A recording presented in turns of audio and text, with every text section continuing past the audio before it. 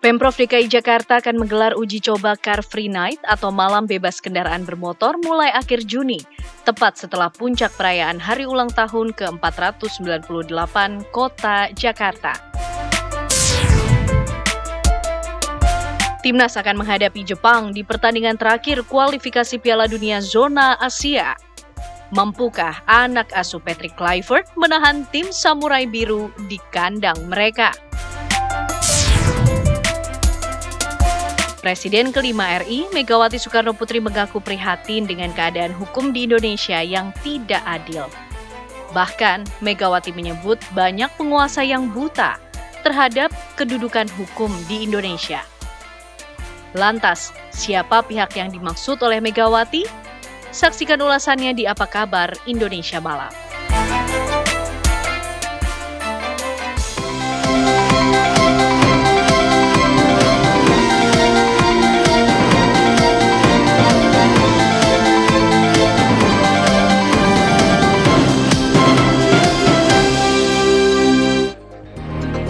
Halo, selamat malam pemirsa, apa kabar Indonesia Malam kembali hadir menyapa Anda. Pemirsa, Presiden kelima Republik Indonesia, Megawati Soekarno Putri menyampaikan keprihatinannya atas kondisi hukum di Indonesia saat ini. Ia menyampaikan bahwa golongan yang berkuasa ini kemudian yang mengaku Indonesia dan bahkan banyak pihak yang membutakan diri terhadap kondisi hukum di Indonesia. Lantas siapa kemudian pihak-pihak yang dimaksud oleh Presiden kelima Republik Indonesia Megawati Soekarno Putri ini? Kami akan membahasnya malam hari ini bersama dengan saya Ken Ane di Apa Kabar Indonesia Malam dan juga saya Tiara Harahap. Pemirsa, selain itu kita ketahui bahwa Timnas Indonesia ini telah mengamankan tiket ke putaran keempat kualifikasi Piala Dunia 2026 dengan mengalahkan Cina dengan skor 1-0 di hari Kamis kemarin. Besok di tanggal 10 Juni 2025, Timnas Indonesia ini akan kembali berlaga, kali ini akan melawan Jepang. Seperti yang kita ketahui bahwa Jepang ini nantinya sudah dipastikan lolos ke Piala Dunia 2026. Lantas seperti apa sebenarnya peluang Indonesia ke depannya dan seperti apa juga strategi yang akan digunakan oleh Patrick Kluivert untuk kemudian ini melawan Jepang besok. Itu yang akan kami bahas di Apa Kabar Indonesia Malam pemirsa untuk Anda.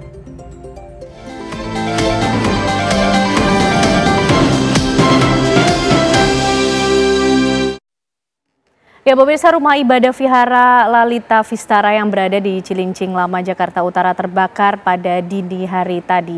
Diduga api ini berasal dari korsleting listrik pada ruangan yang dijadikan tempat sembahyang para jemaah. Kobaran api dengan cepat membesar dan merambat ke seluruh bangunan Vihara Lalita Vistara yang berada di Jalan Rekreasi Cilincing, Jakarta Utara. Api mulai bisa dipadamkan setelah 13 unit mobil pemadam kebakaran dikerahkan ke lokasi. Tidak ada korban dalam peristiwa ini, penyebab pasti kebakaran masih dalam penyelidikan. Namun petugas menduga api berasal dari korsleting listrik pada ruangan tempat ibadah.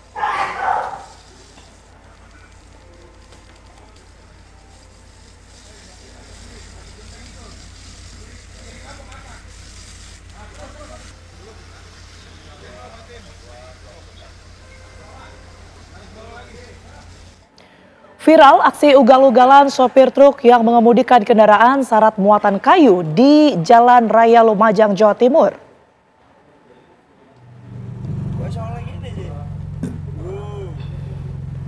Truk penuh muatan kayu ugal-ugalan dengan cara zigzag di Jalan Nasional Kecamatan Sumber Suko, Lumajang.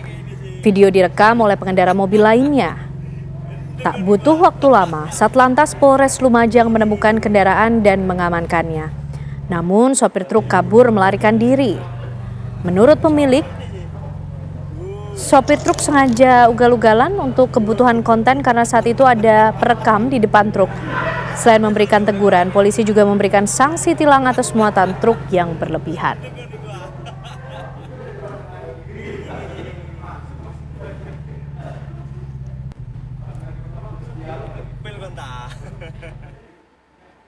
Seorang juru parkir di Gresik, Jawa Timur mengancam pukul pengendara yang protes mobilnya terserempet bus di Terminal Bundar. Loh ya kudu ero ta. Lo santapin ayo. Ayo. Kon rekam-rekam. Lo ya iya ta, barang bukti. Wong aku lapor polisi dikongkon gawa bukti kok. Ya, tampak dalam video rekaman milik pengendara, ibu-ibu yang menjadi juru parkir ini mengamuk dan mengancam memukul kepala pemilik mobil. Sebelumnya pengendara mobil tak terima kendaraannya dirusak karena diserempet bus yang hendak keluar terminal. Ia pun meminta pertanggungjawaban sang juru parkir. Terlebih, pemilik kendaraan juga sudah membayar parkir sebesar Rp5.000 usai mengantarkan keluarganya yang hendak menggunakan bus dari terminal Bundar. Usai aksinya viral, petugas di Sub Gresik dan tim Sabara Polres Gresik langsung menangkap sang juru parkir saat sedang istirahat di depan ruko di kawasan terminal. Petugas lalu memeriksa pelaku dan mengirimkannya ke Dinas Sosial Kabupaten Gresik untuk mendapatkan penanganan dan pembinaan.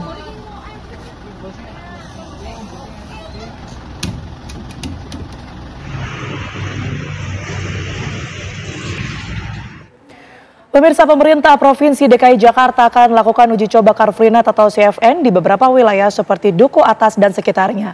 Nantinya CFN dilakukan pada Sabtu malam, dibuka pukul 10 malam untuk masyarakat yang gemar berolahraga di malam hari. Uji coba itu dilakukan lantaran banyaknya warga Jakarta yang gemar berolahraga di tengah malam, yang dimana kendaraan roda 4 maupun roda 2 masih banyak melakukan aktivitas mereka. Hal itu disampaikan langsung oleh Wakil Gubernur Jakarta Rano Karno. Uji coba Car Free Night yang akan dilakukan di sekitaran Duku Atas akan dimulai pada jam 10 malam hari Sabtu, yang nanti akan dilakukan penutupan jalur. Meski demikian, Rano Karno masih belum bisa memastikan kapan penyelenggaraan CFN akan dilangsungkan. Menurut Rano Karno, Car Free Night yang berlangsung pada Sabtu malam akan dilanjutkan dengan Car Free Day pada Minggu pagi.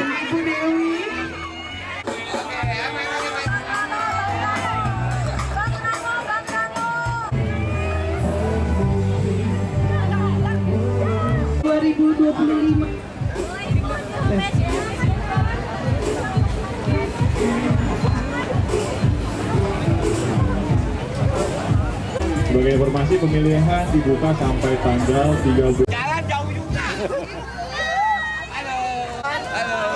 Kalau Car Free Day sudah menjadi bagian memang kehidupan Jakarta, yang akan kita coba yaitu Car Free Night. Kita akan mulai di jam 10 malam. Karena ternyata orang banyak juga yang olahraga di malam hari. Enggak, tetap bisa. Tetap, makanya kalau kita lihat PKL ini kan preparation-nya dari malam. Jadi mereka pasang tenda, kemudian persiapan. Nah, mungkin kita akan mulai jam 10 malam. Jam 10 malam, tempat ini tutup, kita untuk bikin Car Free Night.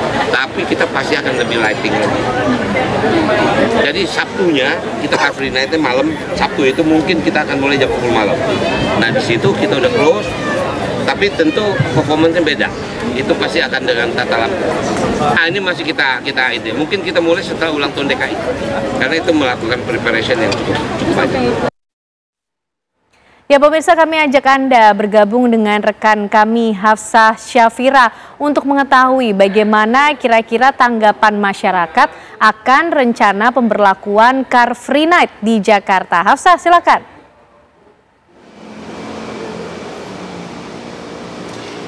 Ya, selamat malam pemirsa TV One. Betul sekali, menuju hari ulang tahun Jakarta ini sepertinya banyak sekali gebrakan-gebrakan yang akan dilakukan oleh pemerintah Provinsi DKI Jakarta. Salah satunya di tempat saya mengabarkan sekarang, yakni di Bundaran HI, yang mana menjadi lokasi diterapkan ya Car Free Night, karena akan rencananya diterapkan setelah ulang tahun Jakarta, tepatnya pada 22 Juni 2025 mendatang, berlokasi di Jalan Jenderal Sudirman hingga MH Tamrin. Adapun pemirsa, sebetulnya konsep dari Car Free Night dan juga Car Free Day ini hampir sama, begitu artinya akan menjadi ruang publik bagi masyarakat yang mana terhindar dari kendaraan dan juga polusi. Untuk lebih mengetahui bagaimana kemudian tanggapan masyarakat terkait adanya Car Free Night ini, di belakang saya pemirsa terlihat ada kakak-kakak yang sedang ramai, begitu mari kita langsung tanyakan saja. Permisi, selamat malam. Boleh sedikit mau ditanya ya terkait pendapat Car Free Night nih dengan Mas siapa Mas? Fitrian. Mas Fitrian. Fania. Heru.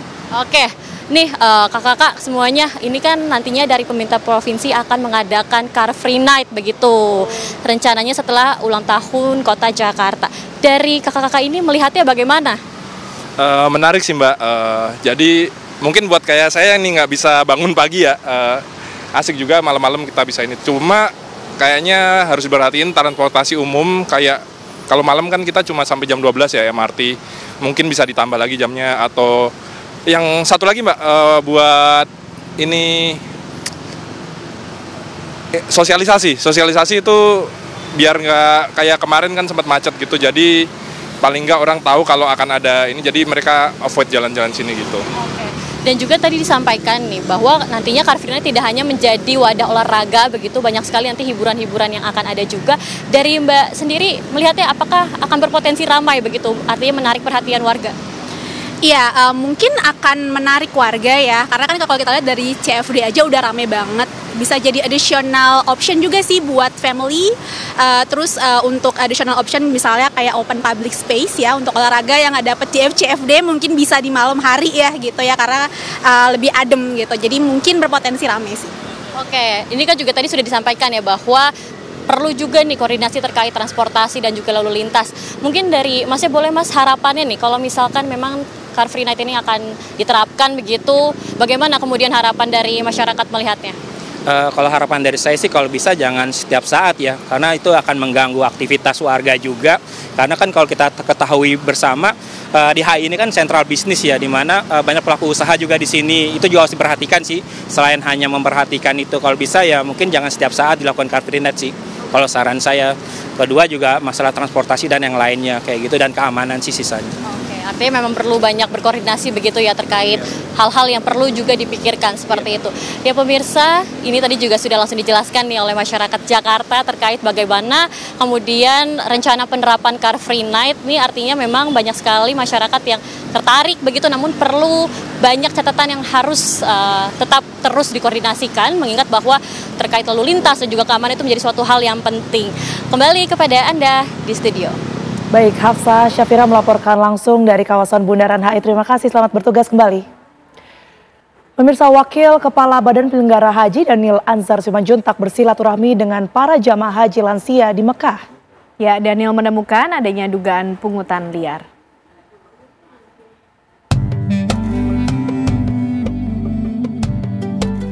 Wakil Kepala Badan Penyelenggara Haji atau BP Haji Daniel Anzar Simanjuntak melakukan kunjungan khusus ke Hotel Transit Jamaah Safari Wukuf Lansia yang terletak di kawasan Azuziyah, Mekah.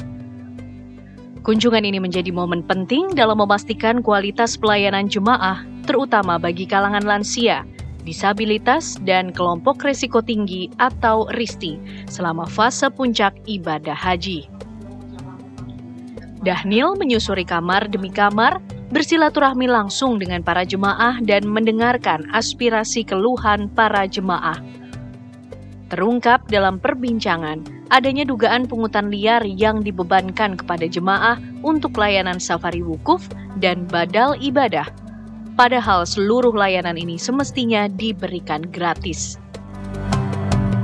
Jadi apabila ada oknum-oknum misalnya terkait dengan meminta pungutan, misalnya nih mbah-mbah ini, beliau ini Mbah Tamsir dari Rembang. Mbah Tamsir ini dipungut untuk membayar safari wukuf karena beliau lansia, punya keterbatasan, tidak mungkin bisa berkegiatan ketika wukuf, maka beliau disafarikan oleh petugas, oleh teman-teman Pak Sufianto dan kawan-kawan ini, dibawa pakai bis dan itu gratis. Jadi kalau ada jamaah yang dipungut untuk bayar safari wukuf, itu berbohong, itu penipuan. Kenapa? Karena gratis. Kemudian ini mbah-mbah ini contohnya, setelah safari wukuf, kemudian nanti murur ya, Murur, kemudian di Mina, ditanazulkan langsung ya, langsung kembali ke transit, kemudian dibadalkan proses lontarnya termasuk tawaf ifadohnya itu dibadalkan. Jadi sudah sah, Mbak. Dan itu nggak ada sama sekali dipungut biaya. Wakil Kepala BP Haji ini menyayangkan masih adanya oknum-oknum yang mencoba mencari keuntungan pribadi dengan memanfaatkan ketidaktahuan jamaah. Dari Mekah, Arab Saudi, Eriko Wardewantoro, TV One mengabarkan.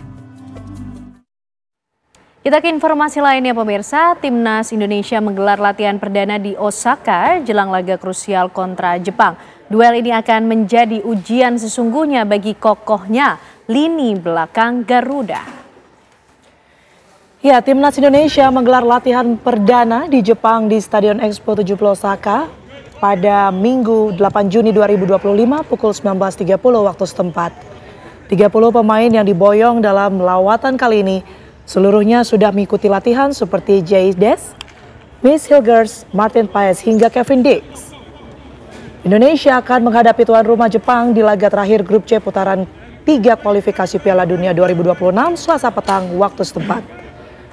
Meski hasil laga nanti tak berpengaruh di klasemen akhir, namun Timnas Indonesia menargetkan mampu mencuri poin di kandang Jepang.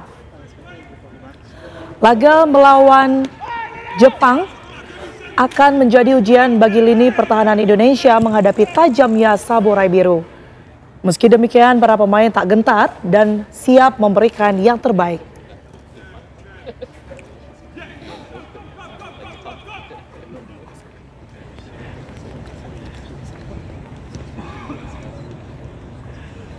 Sama lagi gitu Pak ya.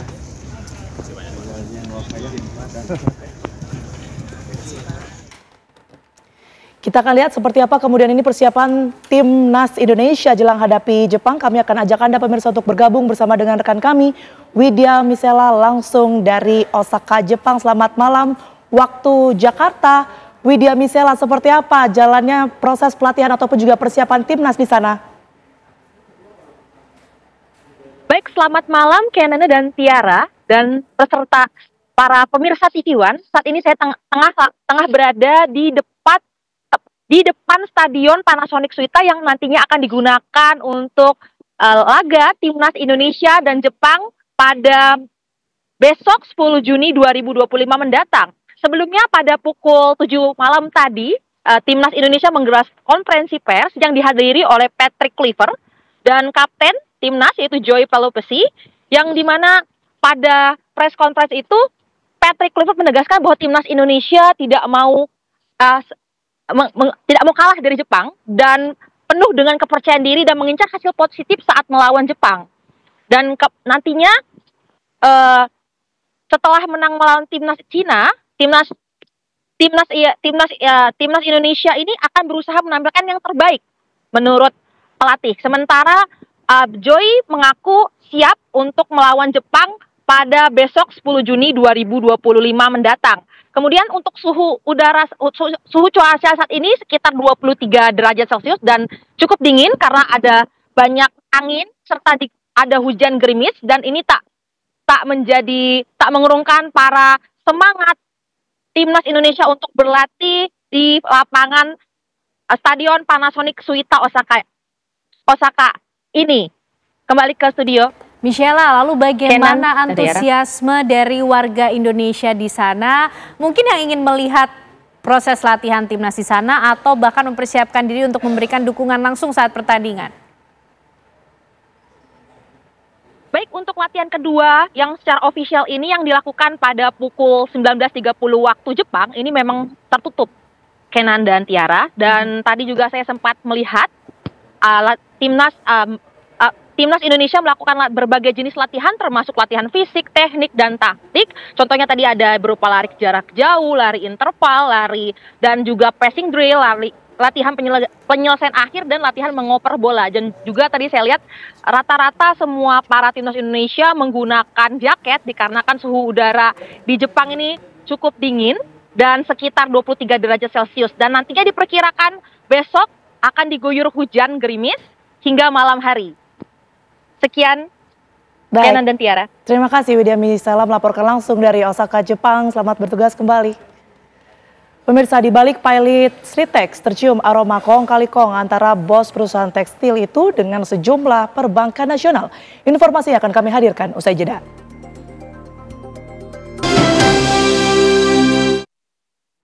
Anda kembali di Apa Kabar Indonesia Malam. Pemirsa, di balik pilot Sritex tercium aroma kong kali kong antara bos perusahaan tekstil itu dengan sejumlah perbankan nasional. Kucuran kredit bank rupanya dipakai untuk melunasi utang dan diduga untuk memperkaya diri. Seperti apa akal bulus bos Sritex mendapat kucuran kredit hingga 3,5 triliun rupiah dan menyelewengkannya.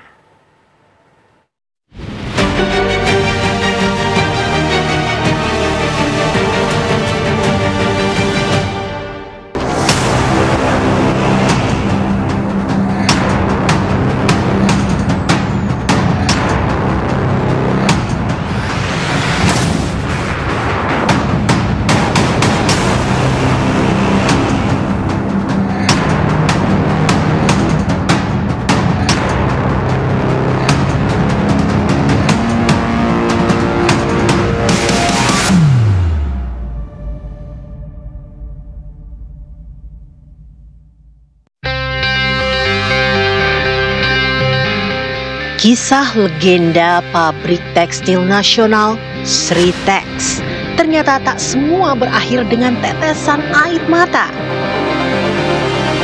Di balik tangis para pekerjanya, rupanya ada tawa dari segelintir oknum berdasi berstatus orang dalam yang tega menjual kesengsaraan perusahaan demi pundi-pundi cuan di kantongnya yang kian tebal. Inilah sepak terjang bekas bos Sritex, Iwan Setiawan Lukminto, yang mencari untung sendiri di balik senjakala usahanya. Iwan diduga bermain mata dengan oknum perbankan agar lancar mendapatkan kucuran fulus segar. Namun bukannya digunakan memoles perusahaan. Kredit itu justru diembat membayar utang usaha untuk diduga memperkaya diri. Pengajuan kredit itu diduga debitur tidak secara objektif menyampaikan apa yang berlangsung di perusahaannya secara terbuka. Nah, kemudian tanpa kehati-hatian itu, di kemudian hari setelah kredit dicairkan, hasil dari pinjaman kepada bank-bank milik pemerintah dan pemerintah daerah ini disalahgunakan. Bukan untuk modal kerja, tetapi digunakan untuk membayar utang, juga digunakan untuk bentuk-bentuk pembelanjaan non-produktif. Pengungkapan kasus Sritex oleh Kejagung dimulai dari dokumen laporan keuangan perusahaan. Pada 2021, Sritex melaporkan kerugian senilai 15,66 triliun rupiah. Padahal setahun sebelumnya, pada 2020, Sritex masih mencatatkan keuntungan 1,24 triliun rupiah. Dari kejanggalan ini, penyelidikan lantas menyasar pada kepemilikan kredit Sritex beserta anak usahanya. Kredit ke Sritex ini diberikan sejumlah bank milik negara, termasuk Bank Daerah, BJB, dan Bank DKI. Kejagung pun telah menyeret dua petinggi bank itu dalam kasus Iwan Setiawan. Lantas, apa kesalahan Iwan dan kawan-kawan hingga dinilai telah melakukan korupsi? Bisa kita duga semua katakanlah korporasi perusahaan yang mendapat aliran dana dari negara. Nah, ketika misalnya dia mengalami gagal bayar atau mengalami kegagalan dalam operasionalnya, ya dia akan mengajukan gugatan kepailitan. Wah, ini kan berbahaya karena ini bisa menjadi satu modus. Nah, oleh karenanya kami mau menunjukkan kepada publik bahwa ini loh, bahwa dalam proses pencairan kredit itu di sini ada tindak pidana. Kenapa ada tindak pidana? Karena di situ misalnya ada hal-hal yang seharusnya dilakukan tapi tidak dilakukan. Ada persyaratan-persyaratan yang seharusnya dilakukan tetapi tidak dilakukan. Lalu ada hal-hal yang seharusnya kredit ini digunakan untuk katakanlah modal kerja tetapi tidak digunakan untuk itu. Nah, berarti ada bentuk penyimpangan. Nasib Sritex memang sungguh ironi. Pabrik tekstil di Solo dan Sukoharjo ini dulunya adalah simbol kemegahan dan kejayaan industri tekstil nasional. Namun, umur Sritex tak panjang setelah sejak 2021 lalu terlilit utang. Sritex menghadapi gugatan kreditur dan dinyatakan pailit setelah tak mampu membayar utang. Pemerintah pun sempat turun tangan menyelamatkan Sritex dari kebangkrutan. Tapi di balik niat baik ini, ternyata ada tikus-tikus perusak yang menggerogoti keuangan perusahaan. Situasi yang menyayat hati para pekerjanya. Lantas bagaimana pemerintah bisa mengembalikan kerugian negara? Karena kalau kita lihat dalam konteks ini ada sisi sita pidananya muncul versus sita umum ya dari segi kepailitan. Mana yang lebih didahulukan? Nah, ini jadi persoalan ketika kasus ini akan diproses lewat tindak pidana korupsi, maka kan ini masuk dalam proses pidana gitu ya. Kalau dalam proses pidana berarti untuk penyitaan terhadap barang bukti baik di level penyidikan maupun penuntutan ini ada penggunaan barang bukti tadi sampai nanti di ujungnya adalah putusan gitu kan. Nah, tapi bagi kurator yang menjalankan kepailitan misalnya dia kan akan melakukan tugas untuk pemberesan dan juga katakanlah tugas-tugas kerja dari kepailitan itu sendiri ya berdasarkan amanat undang-undang tersebut. Nah, ini yang jadi persoalan apakah tadi yang mana didahulukan tadi ya. Bagaimana caranya seluruh aset-aset dari PT Sritex ini bisa ditelusuri. Betul saat ini posisinya pailit, ya pengelolaan ada di tangan kurator, tetapi karena ini masuk mekanisme pidana, maka mekanisme pidana itu tidak bisa dihalang-halangi, tidak bisa dihambat oleh siapapun, termasuk oleh kurator. Ya, yang menghalang-halangi bisa, kalau model kejaksaan biasanya bisa mengancam dengan pasal 21 Undang-Undang Tipikor yaitu obstruction of justice. Kejagung terus menelusuri kemana uang kredit Sritex mengalir. Nama-nama baru bermunculan. Saksi-saksi dipanggil. Mungkinkah ada nama petinggi di balik kredit panas Sritex? Penyidik hingga saat ini sudah melakukan pemeriksaan terhadap setidaknya 50 orang saksi ya dan 1 ahli. Nah, kemudian tentu sebagaimana kita ketahui hingga saat ini sudah ada 3 orang yang sudah ditetapkan menjadi tersangka dan tentu para saksi yang sudah diperiksa ini terdiri dari berbagai pihak ya, baik dari pihak perbankan maupun dari pihak PT Sritex sendiri dan termasuk anak-anak usaha dari PT Sritex ya kan. Nah, kasus Sritex tentunya menjadi peringatan. Pihak swasta pun tak boleh ugal-ugalan memakai uang kredit dari lembaga keuangan negara. Jangan harap dengan putusan pailit perusahaan terbebas dari tanggung jawab membelit.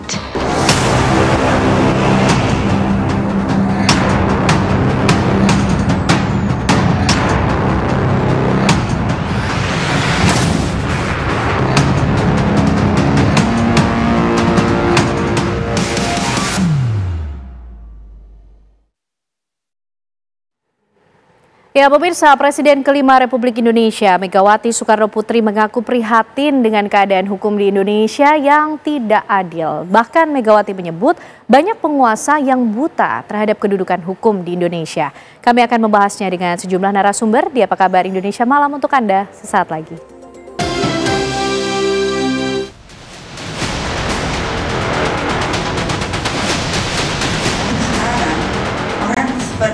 membutakan diri bahwa hanya satu golongan kalau sedang berkuasa, dialah orang Indonesia.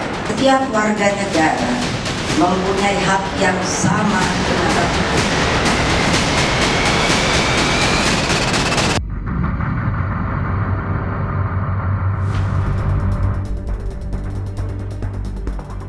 Presiden kelima Republik Indonesia, Megawati Soekarno Putri menegaskan bahwa setiap orang memiliki hak yang sama di mata hukum. Ia pun heran melihat keadaan hukum di Indonesia yang tidak adil.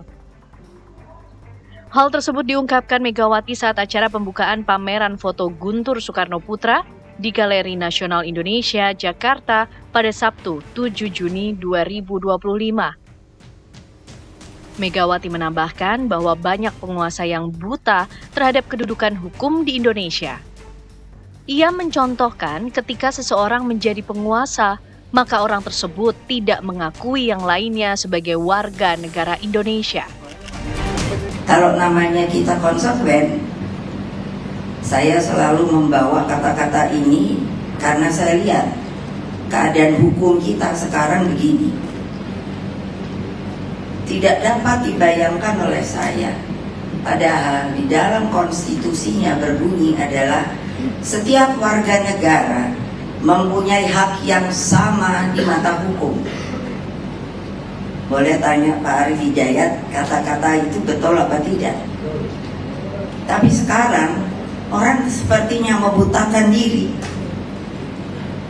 bahwa hanya satu golongan kalau sedang berkuasa, dialah orang Indonesia. Lantas, siapa pihak yang dimaksud oleh Megawati?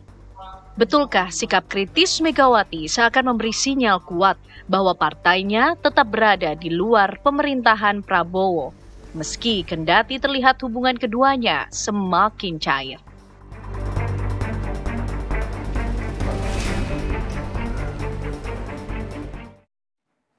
Ya, pemirsa, Presiden kelima Republik Indonesia, Megawati Soekarno Putri ini menegaskan bahwa konstitusi ini mengatakan setiap warga negara Indonesia memiliki hak yang sama di mata hukum.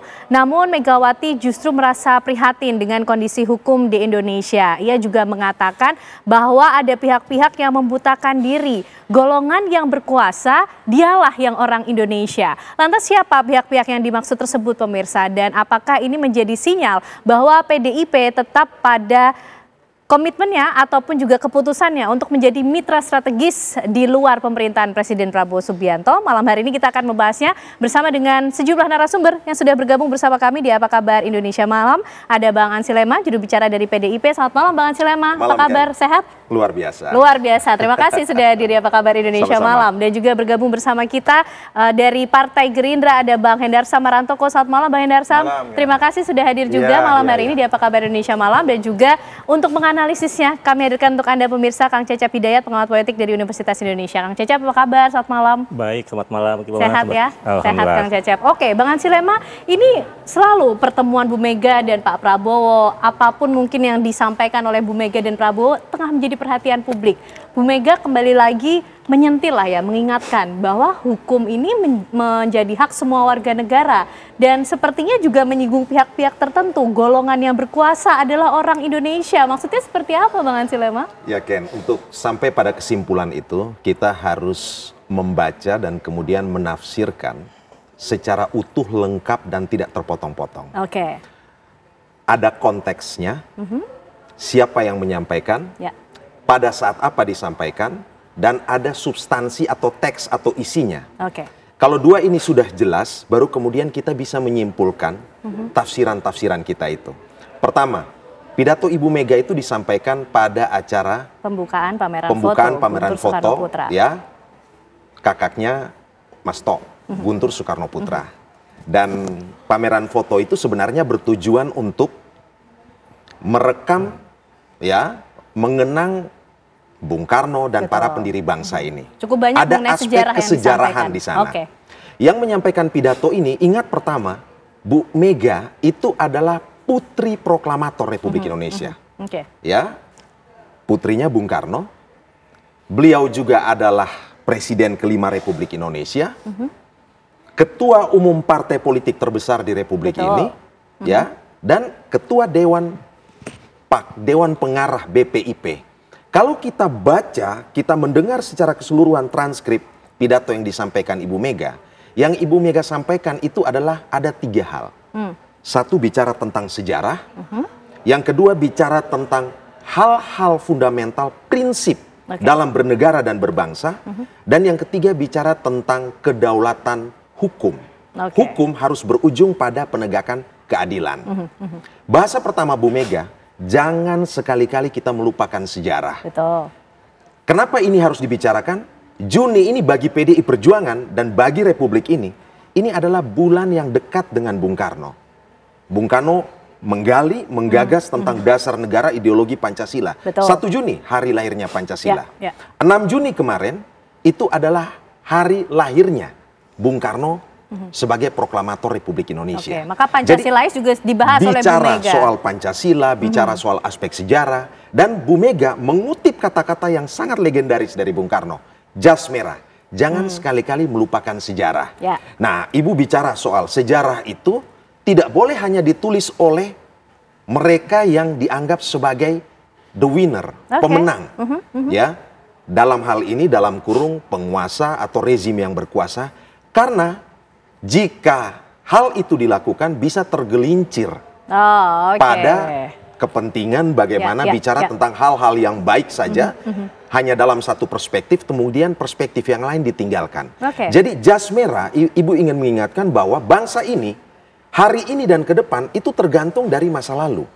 Masa lalu itu adalah experience, hari ini adalah eksperimen yang kita lakukan, dan masa depan itu adalah expectation. Harapan yang akan kita capai. Ibu menegaskan tentang sejarah ini harus benar, harus lurus, harus tegak, sesuai dengan fakta dan peristiwanya. Kenapa? Karena sepanjang 32 tahun era Orde Baru, Bung Karno, proklamator Republik ini, itu pernah mengalami desoekarnoisasi. Lewat TAP MPRS nomor 33 tahun 1967. Yang syukur beberapa saat yang lalu itu sudah dicabut.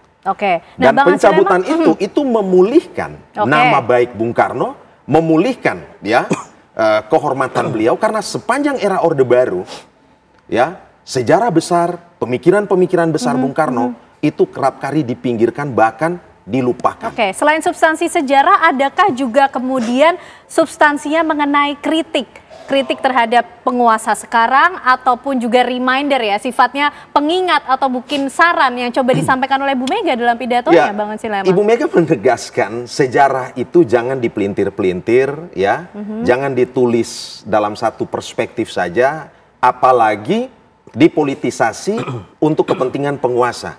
Kalau sejarah saja bisa pelintir-pelintir, bukan tidak mungkin hukum juga bisa mengalami hal seperti itu. Contoh, yang tadi saya katakan, TAP MPRS. Sejarah dipelintir kemudian menjadi TAP MPRS. TAP MPRS itu adalah produk hukum. Poin Ibu Mega adalah yang tadi dikatakan, seluruh warga negara itu di mata hukum itu sama. Setara dan sederajat. Equality before the law. Nah, itu yang memang harus dijaga begitu. Jadi apa yang Ibu bicara sebenarnya adalah hal-hal yang prinsip, elementer, fundamental, mendasar, normatif saja, tetapi punya nilai filosofis untuk kepentingan bangsa ini ke depan. Oke, Bang Ansi Lema, kita tangkap poinnya. Nah, tapi kalau bicara soal golongan yang berkuasa, nampaknya Gerindra nih yang dimaksud. Bang Hendarso melihatnya maknanya apa yang disampaikan oleh Bu Mega? Kalau melihat konteksnya, substansinya, begitu? Ya, ada beberapa hal yang kita catat dan kita lihat, bahwa yang pertama, kalau kita dibilang berkuasa, secara de facto baru 6 bulan atau 7 bulan berkuasa. Sebagai kita anggaplah rezim pemerintahan Pak Prabowo ini memerintah selama 6-7 bulan, apa sih yang bisa dilakukan ya kan untuk merubah hukum atau menggunakan instrumen-instrumen hukum untuk hal-hal kepentingan politik pragmatis. Itu tentunya sangat tidak tidak make sense dengan apa yang Ibu katakan tadi. Tentunya ini belajar dari pengalaman-pengalaman sebelumnya.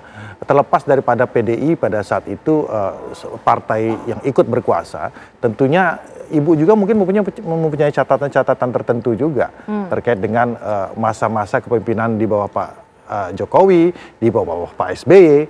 Kami melihatnya seperti itu. Tapi juga kita tidak bisa menafikan bahwa kami sangat menghargai dalam konteks acara pada saat itu. Beliau menyampaikan tentang masalah sejarah. Ada Bang Fadlizon juga yang tentunya mempunyai salah satu program untuk menulis ulang sejarah ini secara betul. Beliau menyampaikan hal yang sifatnya konstruktif, jangan sampai sejarah ini ditulis oleh pemenang, ya kan?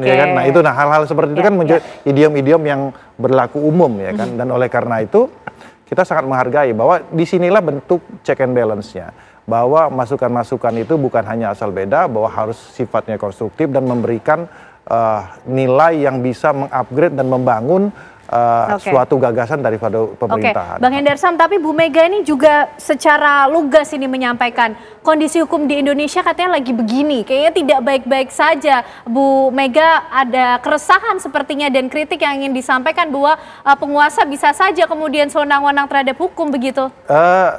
Saya praktisi hukum, saya lawyer. Kalau kita bilang keadaan hukum kita baik-baik saja, tidak baik-baik saja bukan hanya zaman ini, ya kan? Dari zaman-zaman sebelumnya. Ini yang ingin kita perbaiki ke depannya. Bagaimana kita saat ini sedang merancang dan KUHP itu sudah kita selesaikan.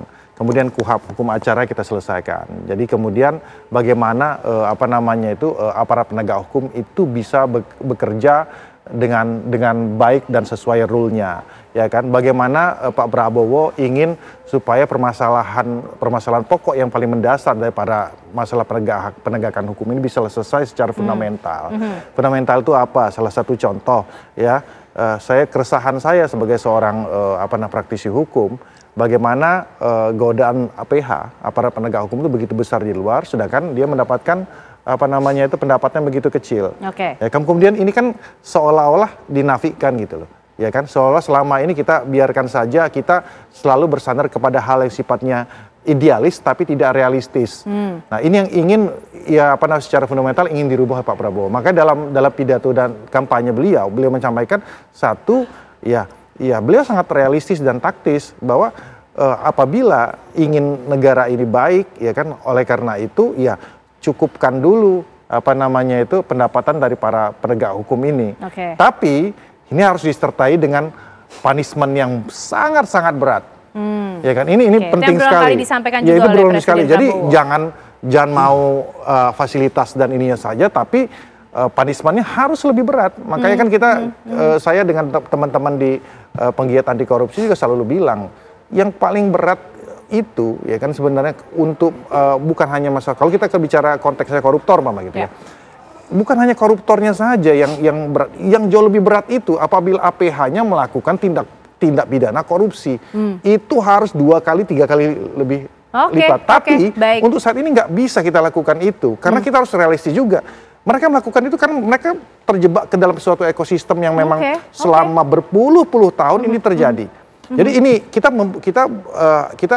akan reformasi, bukan reformasi, revolusi ya, revolusi di bidang masalah penegakan hukum ini, sehingga oleh karena itu ke depan benar-benar bagaimana kita melihat KPK yang dulu dengan kejaksaan gitu, kejaksaan selalu mengeluh bagaimana kami bisa memberantas korupsi, orang kita bensinnya cuma segini, ya kan? Dan KPK itu, itu poinnya. Itu. Kang Cecep, ini kalau kondisi hukumnya tuh tidak baik-baik saja, tidak hanya di masa Presiden Prabowo kok. Mungkin di pemimpin-pemimpin sebelumnya, mungkin kondisi hukum di Indonesia juga tidak baik-baik saja sebetulnya. Tapi apa yang disampaikan Bu Mega kemudian dalam pidatonya ini, sifatnya sebagai pengingat atau kritik kepada penguasa saat ini, Kang Cecep? Oke, jadi dari pidato Bu Mega terakhir ya, di acaranya Pak To atau Mas To itu sebenarnya ada beberapa poin yang sebenarnya seruan, himbauan, juga pengingat sebenarnya. Kenapa? Pertama gini, kita lihat ya, kita dapat melihatnya dari perspektif itu adalah beliau menyatakan tentang supremasi hukum. Hukum di atas segalanya. Tapi kemudian juga hal ini mesti ditindaklanjuti dengan apa? Dengan equal kesetaraan di mata hukum. Nah, idealnya memang semua orang setara dalam hukum. Tapi juga Bu Mega melihat realistisnya, ternyata tidak semua orang itu bisa menikmati hukum yang sama. Jadi di sini sebenarnya Bu Mega melakukan kritik ya, atau mengingatkan masyarakat. Itu yang pertama. Kemudian yang kedua adalah yang kita sebut sebagai fenomena elite capture sebenarnya. Tadi sampaikan APH, ada persoalan di APH. Mungkin Bang Hendarsam bicara masalah ekosistemnya ya, masalah struktur remunerasi misalnya. Tapi saya melihatnya dari konteks yang lain. Ada misalnya ketika pihak-pihak yang berkuasa atau yang pernah berkuasa itu masih menggunakan atau kita sebut sebagai oligarki itu menggunakan APH untuk kepentingannya. Jadi ada intervensi dari penguasa atau yang pernah berkuasa secara politik kepada misalnya hukum, sehingga kemudian hukum diintervensi oleh politik. Itu yang kedua. Yang ketiga, dia bicara mengenai political accountability ya, masalah masyarakat sebenarnya sama. Jadi kalaupun ada persoalan, masyarakat harus melawan dong. Menghimbau. Kan kita lihat bagaimana setelah Kuda Tuli atau yang lain ya, Bu Mega itu selalu mengarahkan kader-kadernya untuk melalui jalan hukum, termasuk masalah sejarah tadi. Maka di awal Bu Mega juga bilang nih soal konsekuen, gitu kan, konsisten. Itu yang disampaikan Bu Mega di awal pidatonya karena juga. Setiap penguasa ternyata hal seperti ini selalu terjadi repetisi gitu. Ketika berkuasa menyalahgunakan kekuasaan untuk intervensi kepada hukum. Harapannya ya. Nah, ini menjadi menarik kalau kita melihat bagaimana situasi politik kita akhir-akhir ini, Kang Cecep, termasuk mengenai PDIP dan juga Gerindra yang akhir-akhir ini tengah menjadi sorotan. Kalau kemudian pengingat Bu Mega ini ditujukan ke siapa? Karena kalau mungkin masyarakat belum lupa lah, beberapa waktu terakhir bahkan utusan langsung Presiden Prabowo hadir di Tengku Umar untuk menemui Bu Mega, begitu kan? Banyak yang memperkirakan PDIP diajak untuk kemudian bergabung. Tapi dengan adanya pidato atau statement dari Bu Mega ini, apakah juga justru mengandung makna lain? Nah, nanti dijawabnya ya, Bapak-Bapak ya. Usai jeda pemirsa, kami kembali untuk Anda.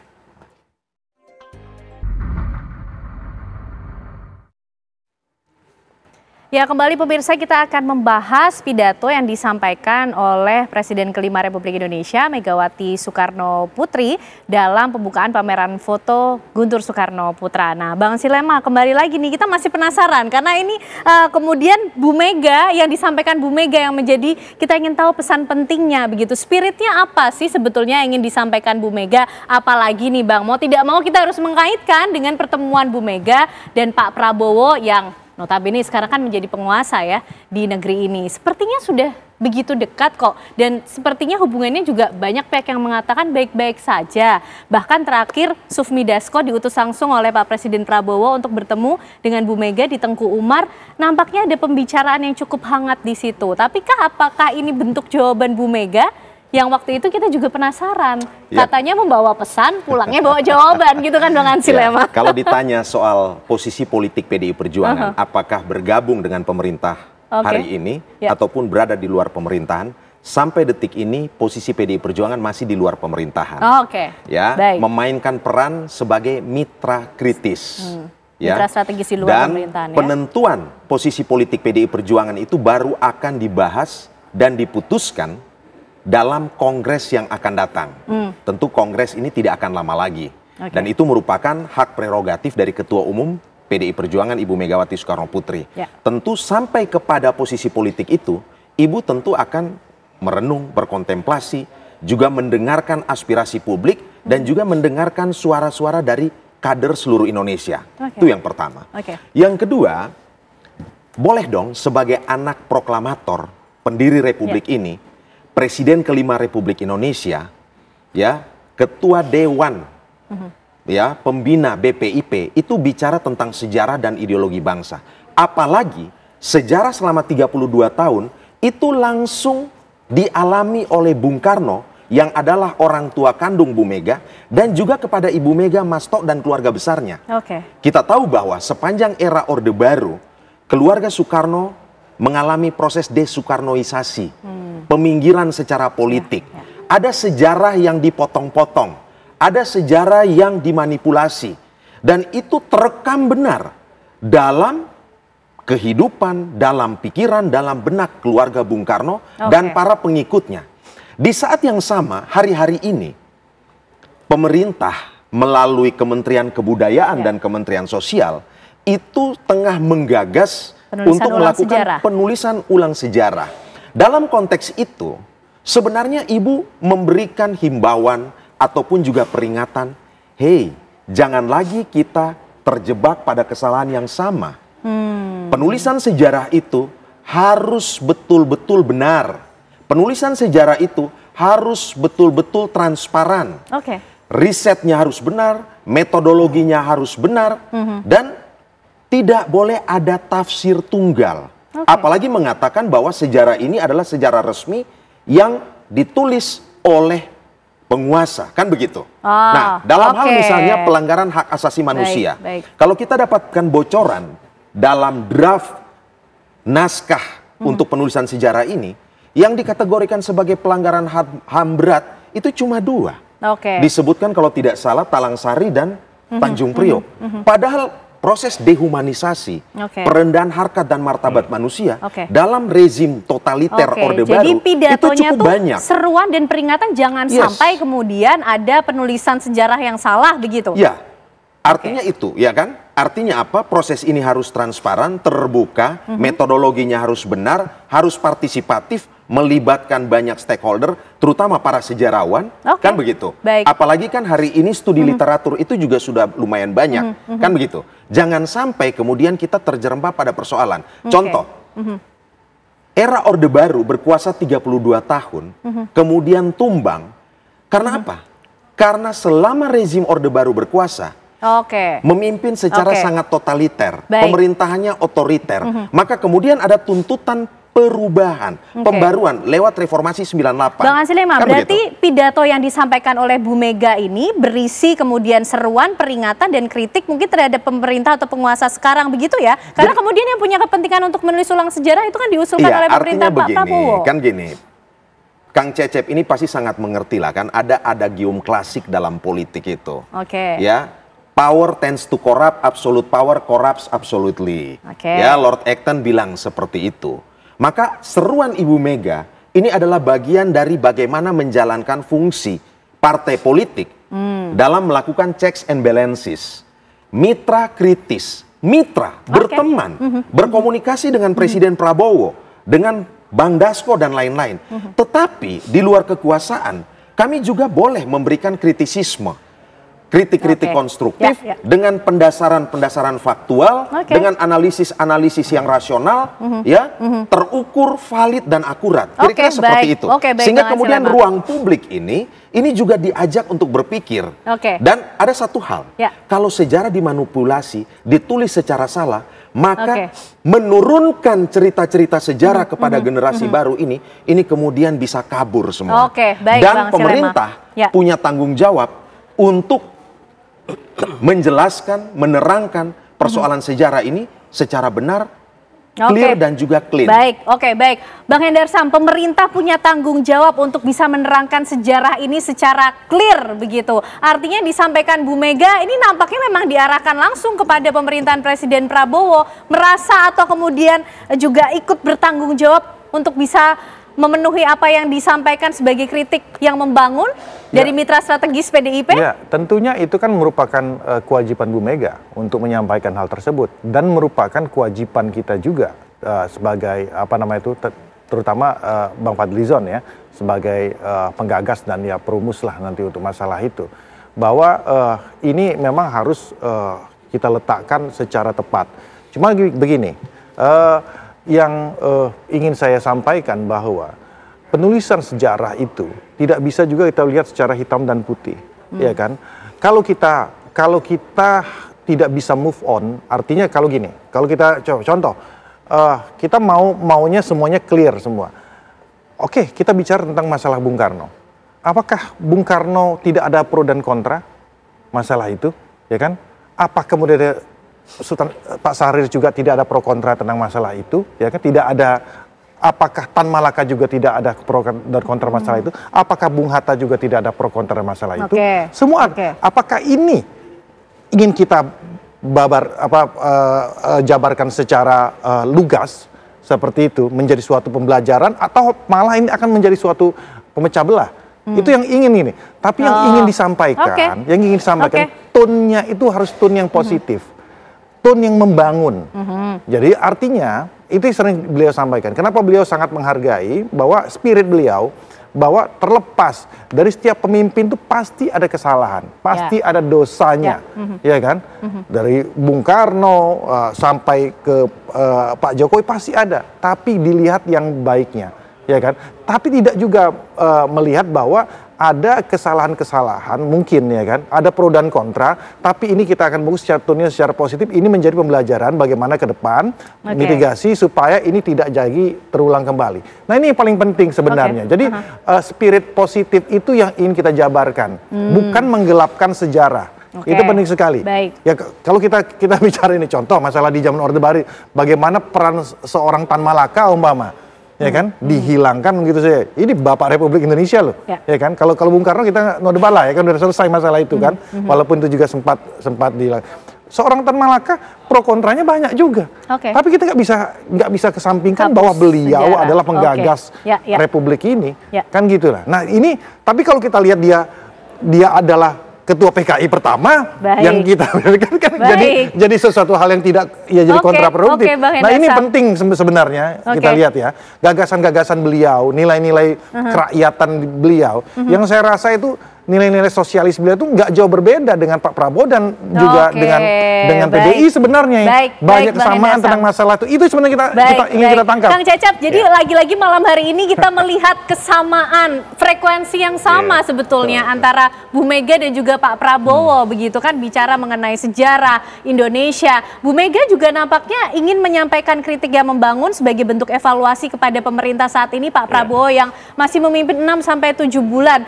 Tapi kemudian ini bentuk komunikasi politik Bu Mega ke Pak Prabowo, begitu, Kang Cecep. Oke, jadi gini ya, Presiden kelima Megawati Soekarno Putri dan juga Presiden ke-8 Prabowo Subianto, saya kira secara personal baik-baik saja hubungannya. Itu pertama. Kemudian yang kedua, apa yang disampaikan oleh Bu Mega dalam pidatonya di acara Pak Guntur ya, itu sebenarnya bentuk ya, bagaimana Bu Mega sebagai orang yang pernah mengalami sejarah ya, yang relatif panjang di Indonesia. Kemudian ada keinginan misalnya pemerintah melalui Kementerian Kebudayaan ingin menulis ulang sejarah, ini kan berusaha mengingatkan agar apa, kalaupun ingin menulis sejarah itu tetap tetap pada relnya gitu, tetap harus ada, jangan sampai membuat polarisasi di kalangan masyarakat sebenarnya, jangan mau keributan gitu. Jadi dan ini sah-sah saja dalam demokrasi, justru saya kira perlu ada orang seperti Bu Mega tetap berada di luar pemerintahan, tetap mengawasi jalannya kekuasaan. Karena bisa dibayangkan kalau Bu Mega berada dalam kekuasaan, siapa yang mengontrol kekuasaan? Gitu. Meskipun ya Presiden Prabowo sendiri dapat dukungan di parlemennya itu udah mayoritas besar, tapi tetap perlu ada pihak yang mengawasi. Jadi cukup menarik ketika melihat kondisi politik kita saat ini ya, Kang Cecep, apalagi sikap dari PDIP yang sampai saat ini masih tegas ya, Bung Ansi Lema ya, di luar pemerintahan menjadi mitra strategis, tapi kemudian juga rasanya seperti berada di dalam pemerintahan karena ikut membangun Indonesia, begitukah? Tapi dijawabnya nanti ya Bapak-Bapak ya. Sesaat lagi kami kembali untuk Anda. Hukum alat penguasa, kira-kira Ibu Mega kemudian mengalamatkan ataupun mengirimkan kritikan atau peringatan ini kepada siapa? Bang Ansi Lema, sepertinya hukum kemudian yang dipilih oleh Bu Mega untuk melakukan suatu pendekatan, menyampaikan kritik ataupun evaluasi kepada penguasa saat ini. Itukah kemudian yang menjadi keprihatinan Bu Mega dan mungkin akan mempengaruhi kontemplasi yang akan dilakukan oleh Bu Mega juga menuju Kongres PDI nanti, menentukan sikap dan bagaimana juga arus bawah PDI ini, Bang. Kira-kira juga memberikan masukan kepada Bu Mega seperti apa? Karena kan pasti juga menjadi pertimbangan. Ya, kalau kita lihat kan relasi atau hubungan antara Bu Mega dan Presiden Prabowo ini kan sejarahnya panjang dan baik saja. Tetapi bukan berarti hubungan personal itu baik, kemudian Ibu Mega dan PDI Perjuangan tidak boleh memberikan kritik-kritik konstruktif. Dan terutama terkait dengan hukum, ini perlu catatan lebih. Ibu Mega adalah the brave lady, ya, seorang perempuan pemberani yang berani pasang badan untuk menjaga konstitusi. Republik ini tidak bisa membayangkan kalau Ibu Mega tidak kekeh, tidak kokoh, tidak teguh menjaga konstitusi ini. Mungkin hari ini sudah terjadi 3 periode. Dan presidennya bukan Presiden Prabowo Subianto. Itu satu hal yang sangat mendasar. Waktu itu semua elit politik semua sudah oke kok 3 periode. Tetapi Ibu Mega itu pasang badan memilih untuk konsisten dan berkomitmen penuh untuk menjaga konstitusi. Stop, tidak boleh 3 periode. Padahal kalau Ibu Mega ikut itu, PDI diuntungkan. jelas PDI diuntungkan. Tetapi ada hal-hal menyangkut fondasi bernegara, berbangsa, itu yang harus tetap dijaga. Yang kedua, tentu Ibu melihat dalam kasus misalnya yang menimpa Sekjen PDI Perjuangan Pak Hasto Kristianto misalnya. Itu kan proses hukumnya sebelumnya sudah inkrah. Kalau inkrah kan berarti sudah final, dibuka kembali, ya, daur ulang. Dan tidak ada novum, tidak ada bukti-bukti baru. Saksi fakta pun yang dihasilkan tidak memberikan hal-hal apa. Maka kemudian Ibu memberi pesan, jangan sampai proses hukum ini itu dipolitisasi, dimanipulasi untuk kepentingan 1-2 orang, memanfaatkan tadi APH atau aparat penegak hukum untuk kemudian melakukan kriminalisasi terhadap pihak-pihak yang lain. Jadi apa yang Ibu sampaikan itu masih dalam koridor penguatan demokratisasi, penegakan hukum dan keadilan, dan upaya untuk menjaga penghormatan terhadap hak asasi manusia. Ingat, Ibu Mega ini pada masa dia memimpin Indonesia, dibentuk yang namanya KPK, dibentuk yang namanya Mahkamah Konstitusi. Pertama kali Pilpres diselenggarakan secara langsung, Ibu Mega itu dalam posisi sebagai presiden definitif. Beliau tidak menggunakan kekuasaannya untuk cawe-cawe, untuk memenangkan dalam proses perhitungan suara. Dan pada masa Ibu Mega pun, kemudian demi supremasi sipil, itu ABRI, yang tadi TNI dan Polri itu satu, itu kemudian dipisahkan. Menjadi TNI 3 matra dan kemudian Polri. Ini bagian dari bagaimana meningkatkan supremasi sipil. Jadi Ibu Mega itu tidak hanya bicara, tetapi merupakan sesosok teladan yang hidup. Yang sebenarnya hari ini masih ada memberi pesan kepada kita, hati-hati menulis sejarah, dan kalau sejarah itu sudah bisa dipotong-potong, dipelintir-pelintir, bukan tidak mungkin hukum yang berada di bawah, apalagi di atas hukum ini paling tinggi kan adalah konstitusi. Kalau konstitusi bisa dipermainkan, di bawah ini selesai.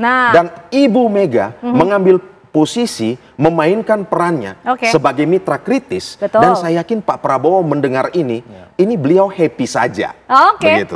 Mitra kritis dan Bu Mega nampaknya happy saja. Inikah juga kemudian yang sudah ramai di arus bawah PDIP, mitra kritis sajalah, mitra strategi sajalah bagi pemerintah sehingga bisa terus menyampaikan kritik dan evaluasi yang membangun. Ya, tentu saya udah bilang tadi, keputusan finalnya itu baru pada Kongres. Tentu saya tidak mungkin mendahului.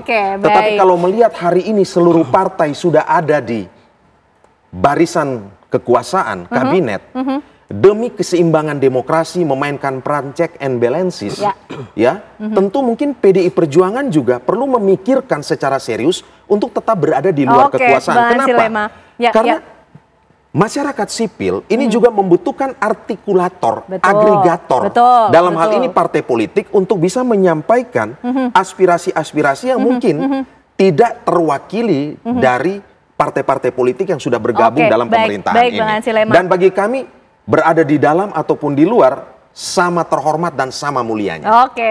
Itu suara dari PDIP, berada di dalam atau di luar sama terhormatnya kok Bang Indarsam. Sekarang tinggal penguasanya nyaman yang mana? Nyaman kalau PDIP berada di luar atau berada di dalam sehingga bisa menyampaikan kritik secara lebih langsung lagi? Ya sebenarnya kedua-dua hal tersebut itu sebenarnya kita nyaman-nyaman saja, tentu nyaman-nyaman. Jadi menurut saya ya, dengan kita balik lagi ke apa namanya itu, ke konstitusi kita dengan sistem presidensial seperti ini, kan tidak, oposisi itu memang tidak ada kan gitu.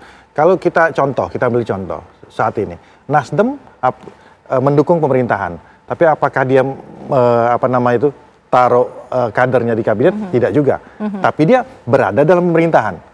Kan seperti itu. Nah, juga belum kita lihat lagi, kalau kita lihat lagi ke dalam konteks-konteks tertentu di legislatif. Bagaimana dialektika, diskursus yang terjadi di sana kan sangat tajam juga gitu loh ya kan. Nah, itu antara partai-partai koalisi Kim itu sendiri itu berantem juga kalau terjadi itu kan gitu kan, nggak sepakat ya kan. Dan itu merupakan hal yang wajar. Nah, inilah bentuk maksud saya pendewasaan politik kita, bahwa politik kita itu bukan masalah minyak dan air, bukan hitam dan putih, bahwa semua itu akan berjalan secara natural. Ini kultur dan budaya politik kita yang akan kita bentuk kemudian. Jadi ini bukan masalah bergabung atau tidaknya, bahwa ada di konteks tertentu, ada di fase tertentu, ada di momen tertentu, bisa bersama-sama, bisa juga berbeda. Ini yang paling penting menurut saya. Tapi itu lagi, selalu saya catatkan harus konstruktif. Itu yang paling penting. Jadi kan ada juga yang asal beda kan. Oke, Nah, itu yang saya tidak sepakat.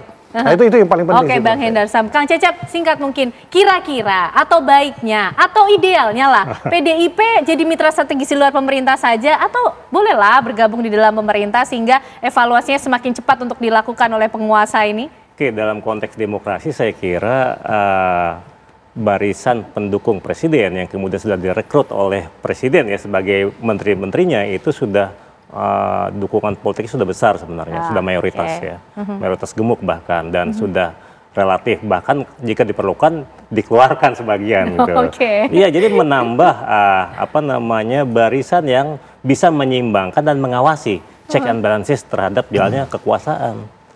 Dan kalau merujuk konstelasi selama ini saya kira posisi Ibu Mega sebaiknya memang berada di luar kekuasaan. Dengan pengalaman beliau ya yang pernah berkuasa dan juga pernah di luar kekuasaan, dengan sikap kritisnya beliau ya sebagai ibu bangsa nih kan, beliau lebih elok untuk kemudian mengawasi jalannya pemerintahan. Dan ingat, ini hanya dalam demokrasi ini kan salah satu cirinya adalah pergantian pemain. Di konstitusi 5 tahun sekali. 5 tahun itu waktu yang sedikit dan itu adalah menjadi modal tabungan politik buat PDI Perjuangan sebenarnya. 5 tahun ini jadi cara PDIP melahirkan tokoh-tokoh baru untuk bertarung di 2029. Oke, kita tunggulah nanti pergantian pemain ini akan dilakukan di tubuh pemerintahan Pak Prabowo kah atau PDIP juga sudah bersiap kan untuk mempersiapkan siapa pemain penggantinya. Kita tunggulah ya nanti termasuk Kongres PDIP nih akan menjadi momen ditunggu-tunggu. Terima kasih Bang Ansy Lema, terima kasih Bang Hendar Samarantuko dan juga Kang Cecep. Terima kasih malam hari ini sudah bergabung bersama kami di Apa Kabar Indonesia Malam. Usai jeda pemirsa, kami juga akan menghadirkan pembahasan yang tidak kalah menarik mengenai timnas yang akan menghadapi Jepang di pertandingan terakhir kualifikasi Piala Dunia Zona Asia. Mampukah anak asuh Patrick Kluivert menahan tim Samurai Biru di kandang mereka? Sesaat lagi kami hadirkan pembahasan.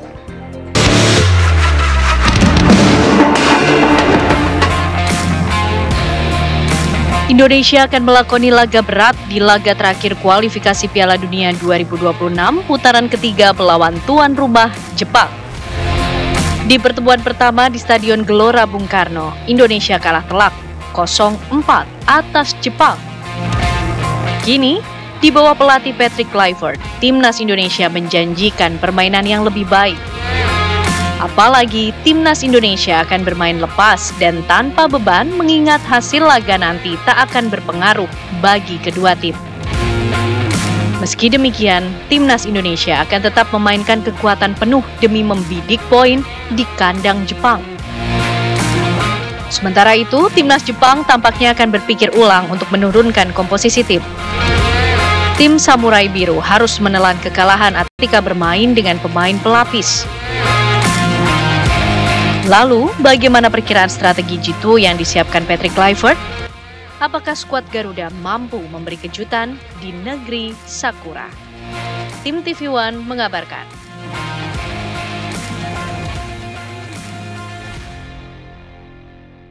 Ya, pertanyaannya adalah strategi apa yang kemudian ini akan digunakan oleh Patrick Kluivert dalam Indonesia melawan Jepang besok. Seperti yang kita ketahui bahwa saat ini timnas Indonesia telah mengamankan tiket ke putaran keempat ya dalam kualifikasi Piala Dunia 2026 setelah kemarin mengalahkan China 1-0 di hari Kamis pemirsa. Kita akan langsung membahasnya bersama dengan dua narasumber yang sudah hadir di Apa Kabar Indonesia Malam. Kita akan langsung sapa satu persatu. Di sebelah saya sudah ada yang cantik nih, Mbak Alicia Evita yang merupakan pecinta sepak bola.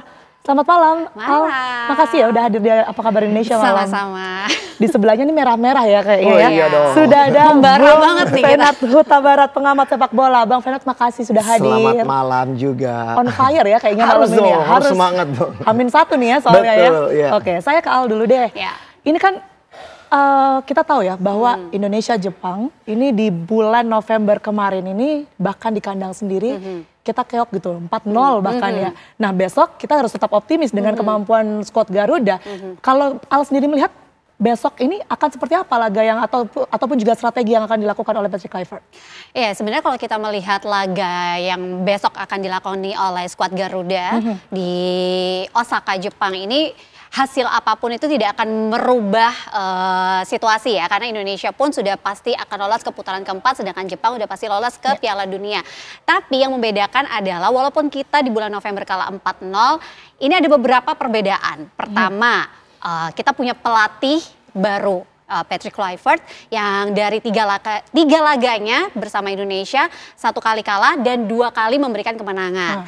Belum lagi ada beberapa pemain naturalisasi baru yang seperti kita ketahui juga, oleh Romeni ini 3 kali main sudah bisa 3 kali juga cetak gol, dan si coach Patrick ini juga berani juga kan memberikan komposisi pemain memberi kepercayaan nih kepada pemain liga itu untuk bisa berlaga nih di kualifikasi putaran ketiga Piala Dunia ini.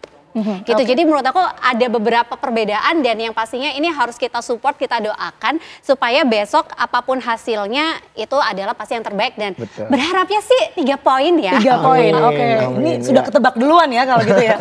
Oke, Bung Fe, ini kita bereuforia kemarin 1-0 melawan Cina begitu ya, tapi sekarang kita juga harus berdoa, harus optimis lagi untuk timnas besok begitu. Kalau melihat permainan kemarin, kemudian didrag ke besok kita melawan Jepang begitu ya, apa PR terbesar dari timnas kita sebenarnya untuk melawan Jepang? Iya, kalau berbicara dari hasil terakhir, saya pikir walaupun kita menang dalam pertandingan, tapi kita tidak 100% perfect permainannya. Kita harus akui itu juga, karena juga masih banyak ya kendala-kendala. Di babak pertama terutama kita banyak ditekan oleh tim China sendiri. Walaupun memang tembok tangguh 3 pemain kita di belakang luar biasa, tapi paling tidak memang tetap ada kelemahan yang harus kita benahi. Nah, sekarang kita bermain di kandang lawan. Ingat pada saat kita bermain di kandang sendiri, kita bermain dengan formasi 5-4-1, menjaga serangan dari tim Jepang ini untuk tidak gampang tembus. Itu juga bahkan dilakukan oleh tim Australia kemarin ketika melawan Jepang di kandangnya, dan akhirnya mereka bisa mencuri gol di menit akhir oleh Aziz Behic tuh di menit 90, dan akhirnya bisa mencetak gol. Nah, artinya sekarang ini bagaimana Patrick harus bisa mencoba meramu strategi apa yang cocok untuk bermain nanti di kandang Jepang di Osaka. Tentunya juga mungkin dengan ya kita setuju ya, harus ada yang namanya rotasi pemain. Itu dia, rotasi pemain. Kemungkinannya ini siapa saja? Karena kan kita ketahui kalau Marcelino Ferdinand kemarin nggak main dong. Betul. Nah, kira-kira kemungkinan besar pasti akan bermain juga melawan Jepang begitu. Ini banyak sekali perubahan begitu nampaknya. Bung Fenar, ini seperti apa? Iya, kalau berbicara masalah pemain siapa yang diturunkan, kalau saya melihatnya seperti ini ya.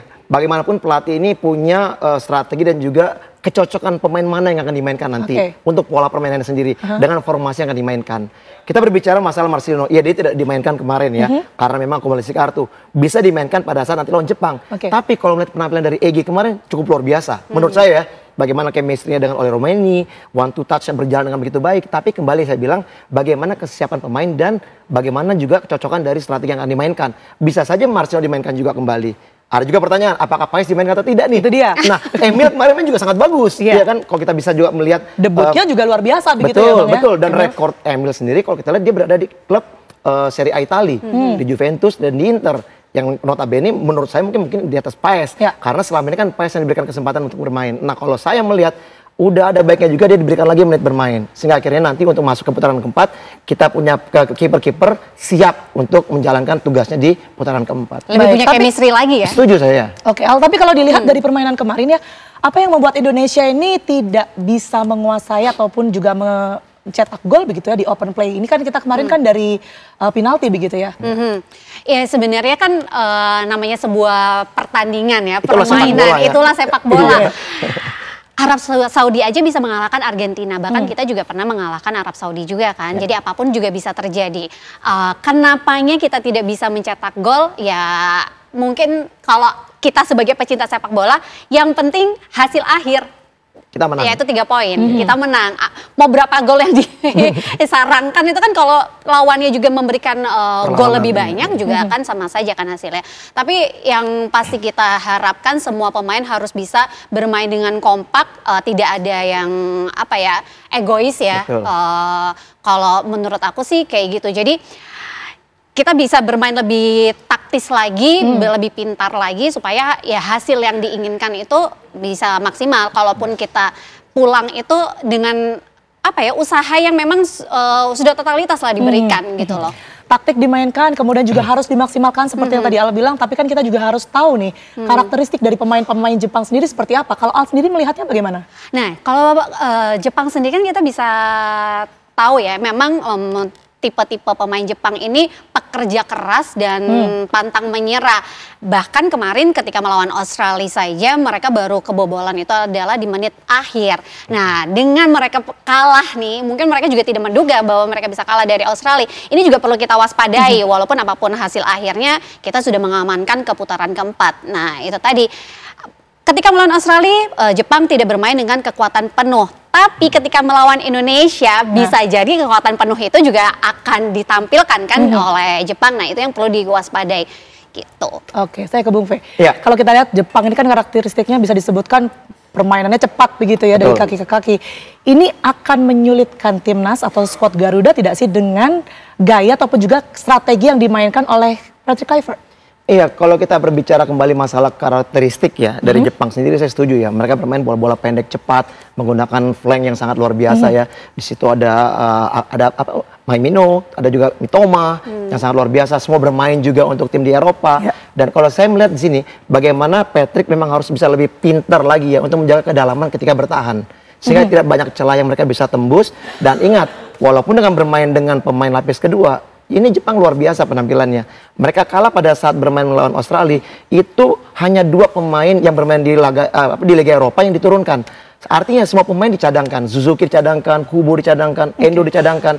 Dan mereka bermain 90 menit itu mereka yang menekan.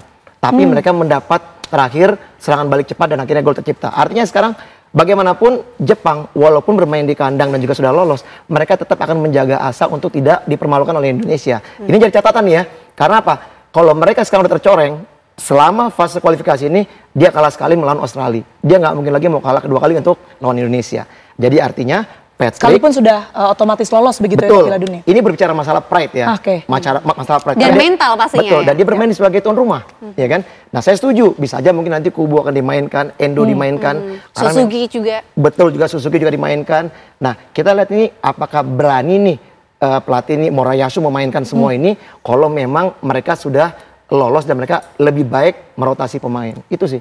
Oke, ini kita tahu ya pasti Al maupun juga Bung Fe ini punya bayangan seperti apa kemudian ini nanti dari line sendiri, kemudian juga pemain-pemain yang nantinya akan turut bermain begitu ya nanti melawan Jepang. Tapi ditahan terlebih dahulu ya, kita akan bahas selesai jeda. Kami akan kembali untuk Anda. Anda kembali menyaksikan Apa Kabar Indonesia Malam, pemirsa. Saya akan langsung ke Al nih. Al, kalau kita bicara formasi, kira-kira seperti apa nantinya yang akan dimainkan oleh Patrick Kluivert ya untuk skuad Garuda ini melawan Jepang? Ya, kalau aku sendiri ngelihat tadi kan juga udah dijelasin ya sama Bung Feve nih. Kalau Jepang kan karakteristiknya bermain cepat, bola-bola pendek. Kayaknya kita nggak bisa nih bermain dengan terlalu terbuka, harus lumayan defensif ya mainnya. Jadi pastinya akan ada lebih banyak pemain di belakang kan, kayak gitu. Nah, cuma pilihan pemain belakangnya siapa-siapa saja yang akan dimainkan, yang di tengah ataupun di depan, itu kan kebijakan dari Patrick Kluivert sendiri kan. Tapi pasti ada beberapa pemain yang mungkin kemungkinan itu akan diturunkan di starting 11 nanti. Siapa tuh misalnya? Kalau dari versi Ari, kan bebas dong kita. Bebas, boleh. Kalau aku sih pastinya kalau di belakang udah pasti trio Jay Itzes, sang kapten, Rizky Ridho, Hapner, terus ada Calvin Verdong, and then kanannya siapa? Aduh, kok jadi lupa. Nah, Dix atau Jakob? Kevin Dix yang kemarin kayaknya kalau di... Nah, itu tuh jadi pertanyaan nih kan. Kevin Dix kemarin dapat umpan dari Beckham tapi tidak bisa menyelesaikan dengan baik. Tapi bisa jadi mungkin karena dia baru pemanasan kali ya. Bisa jadi nih karena melawan Jepang, Kevin Dix bisa dimainkan dari awal ya, berarti ya. Bisa jadi juga. Pastinya ada Ricky Kambuaya tuh wajib sih kayaknya ya dimainin dari awal sih besok. Oleh Romeni jangan sampai kelewatan. Wajib kalau itu ya. Wajib. 3 match, 3 gol. Semoga besok juga ngegolin lagi. Terus berarti yang kurang di tengah ya. Tengah siapa tengah? Tom Hay. Tom Hay pasti. Sepakat ya berarti ya. Sepakat banget. Kalau Bung Fe siapa nih, Bung? Ya, kalau saya lebih melihat begini ya, apapun kebutuhan dari Patrick sendiri ya, saya pikir dia yang lebih mengerti ya kebutuhan untuk strateginya nanti. Kalau saya melihat memang tentunya kalau kita memang harus tetap bermain dengan 3 pemain sejajar, yang dikatakan tadi Mbak Al ini ya tepat ya. Kalau saya setuju 3 pemain ini jangan diganti-ganti nih, karena chemistry udah dapet ya. Bagaimana Itzes, Ridho dan juga Hapner kan berbeda karakter nih. Itzes ini jiwa kepemimpinannya bagus. Ridho reading the game-nya pintar. Hapner ini yang tukang libas ya kan. Tukang libas ya kan. Nah jadi di 4 tengah itu saya melihatnya mungkin tetap akan ada Pelupesi di sana sebagai holding midfielder ya, pemain nomor punggung 6. Ada juga mungkin Hayes sebagai pengatur serangan, tetap ada Verdong. Nah di kanan saya mungkin melihatnya Kevin Dix akan diberikan kesempatan untuk bermain ya, karena pada saat kemarin dia hanya dicadangkan dan mungkin akan dimainkan. Sementara di depan, ini yang menariknya di depan. Apa itu? Saya mungkin melihat tetap akan ada Ole di sana. Ambuaya juga ada. Nah yang menarik ini antara Egy dan juga Marcelino ini. Siapa yang akan dimainkan? Seperti saya katakan tadi ya, walaupun mungkin kita sudah lolos. Ini kayaknya Bung Fe lebih cenderung kayak gini ya. Karena mulai muka saya mirip ya. kemarin.